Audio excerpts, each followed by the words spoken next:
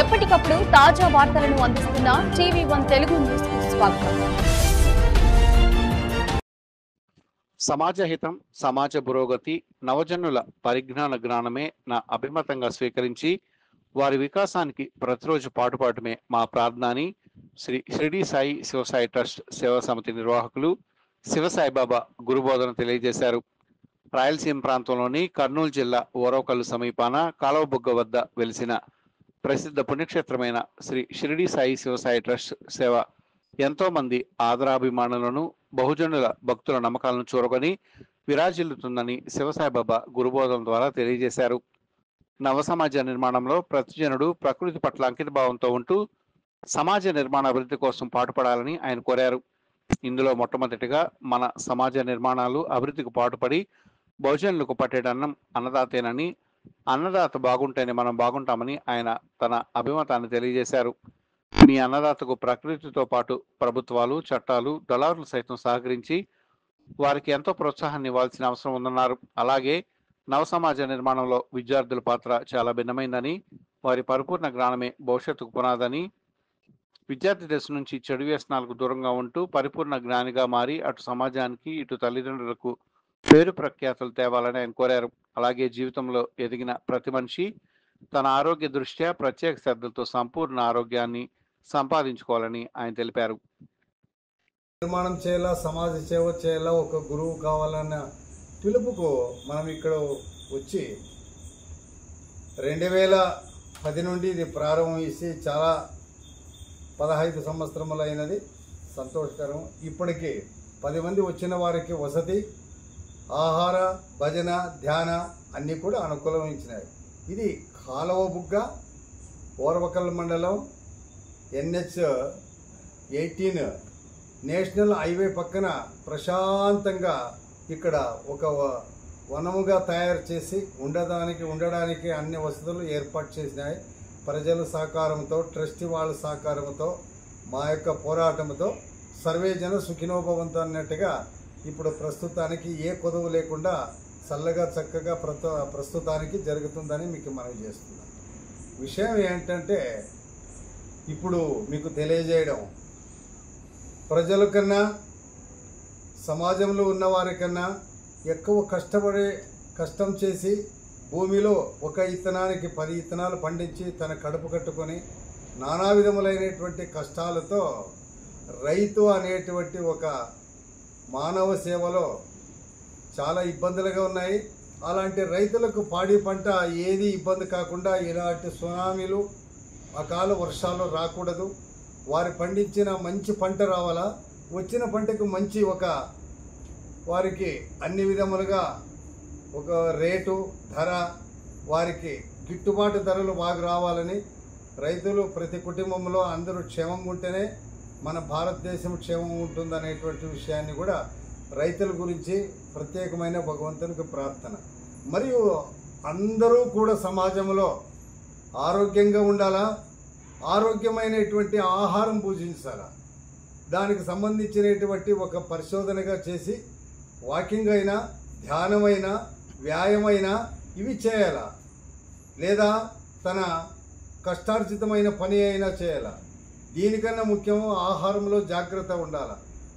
ఆరోగ్యం తనకు తానే కుదురుబాటుగా మనిషికి అనుకూలిస్తుందని నా యొక్క ప్రార్థన. మరియు ఈరోజు సంధ్యావందన సమయంలో ఈ ప్రాంతానికి వచ్చి గురువు గారు అనే అడిగిన దానికి మా యొక్క ప్రార్థన ఎప్పుడూ సంఘ సమాజానికి తోడుగా ఉంటుంది. మా ప్రార్థనలో సర్వే జన సుఖినోభవంతని ఒక ప్రార్థన ఉంటుంది. మరియు అన్నదాత సుఖీభవ అనేటువంటిది ఉంటుంది.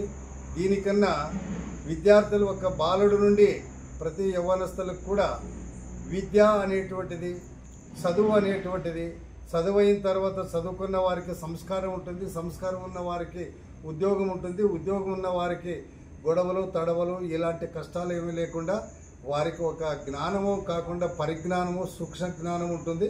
మనకు ఐక్యత, ప్రపంచంలో ఏమి జరుగుతుంది అనేటువంటి విషయాన్ని కూడా ప్రతి ఒక్కరిలో అది ఉంటుందని, ప్రతి ఒక్కరు కూడా విద్యార్థి నుండి ఒక ఉద్యోగస్తుడు నుండి ఒక విజ్ఞానాన్ని పెంచుకోవాలనేటువంటి మా యొక్క ముఖ్య ఉద్దేశం. కావున అలాంటిగా ఉండి ప్రతి ఇంటిలో కూడా ప్రతి భార్యాభర్తను తన పిల్లలను శ్రద్ధగాను చక్కగాను చూసుకొని ప్రశాంతం అనేటువంటిదే దేవుడిచ్చిన అన్ని ఆస్తుల కన్నా అనుకూలము కలిగి సంసారంలో ఒకరికొకరు అర్థం చేసుకొని ప్రశాంతంగా ఉండేటువంటిదే పెద్ద మన యోగా ధ్యాన మన ఆస్తులు అనేటువంటి మా ప్రార్థనలు. ఇట్లాగా చదువు రైతులకు మంచి అనుకూలము, భగవంతుడు అకాల ఇలాంటి ఒక నష్టాలు జరగకుండా ఉండాలనేటువంటిది ఒక ప్రార్థన.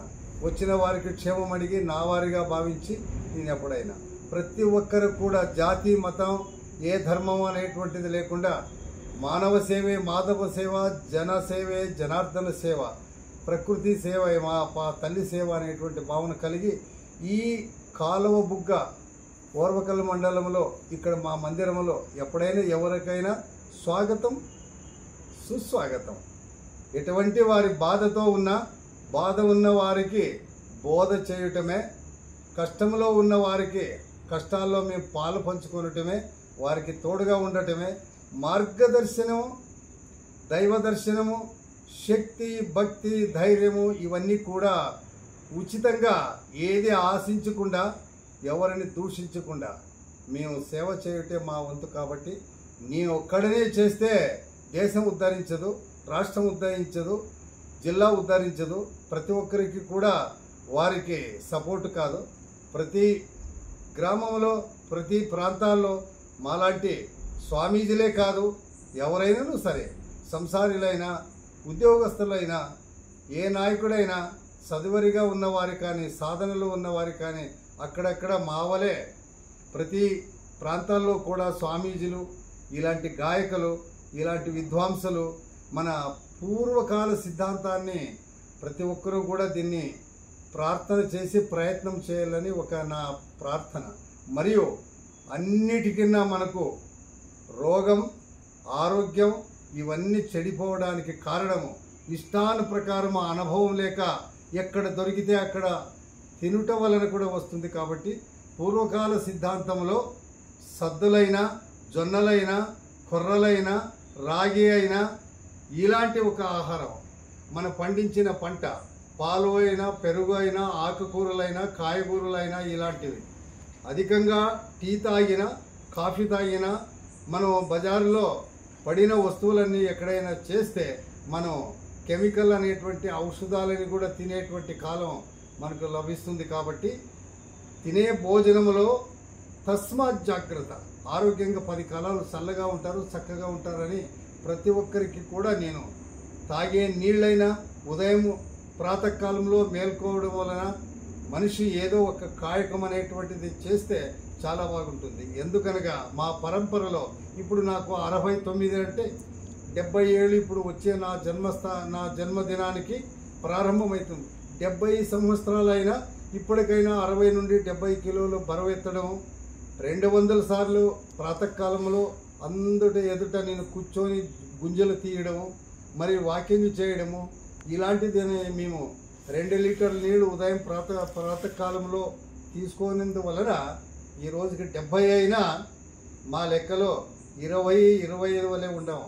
అన్నీ మనకు భోగభాగ్యముల కన్నా ఆరోగ్యమే మహాభాగ్యము. అన్ని ఆస్తులు అంగామాల కన్నా ఈ ప్రపంచంలో నిజమైన మనకు ఆస్తి ఏదంటే మన పంచభూతాలతో కూడిన దేహమే. దేహం